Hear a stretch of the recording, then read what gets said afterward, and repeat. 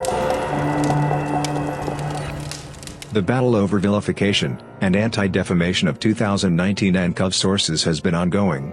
Accusations and counter-accusations are frequent happened between different countries. In this debate, however, the name of the Fort Detrick laboratory has been repeatedly mentioned.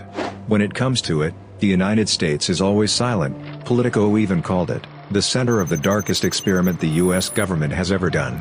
So what kind of appalling secrets are hidden in the Fort Detrick laboratory, and what role is it playing in the production of many viruses?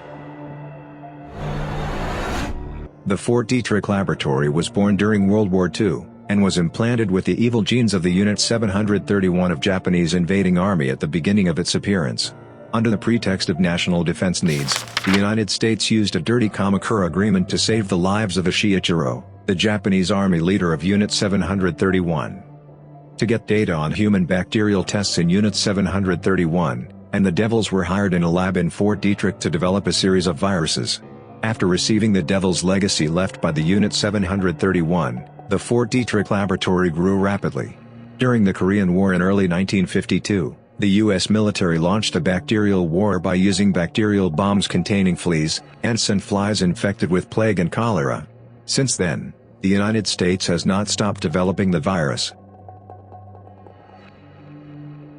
In the name of biological defense, the United States continued to conduct research on biological weapons, outsourcing military projects to private companies, cleverly circumventing congressional oversight, and operating more freely.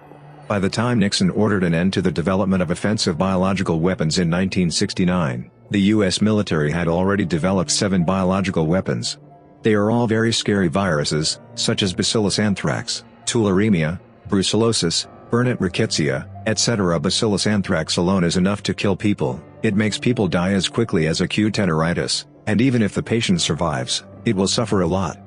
In addition, the United States has developed anti-crop war agents, such as rye stem rust spores, wheat stem rust spores. Once these war agents are released, the crops will not harvest or even endanger the world.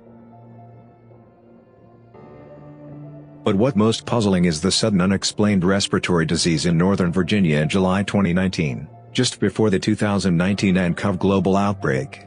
Coincidentally, however, in July 2019, the Fort Detrick laboratory was abruptly closed. The CDC's refusal to release more information, citing national security reasons, has raised questions about Fort Detrick. History is dirty enough, evidence is good enough, but the United States has always been silent when it comes to Fort Detrick. We don't know when the United States will announce the distant truth that we have been looking forward to.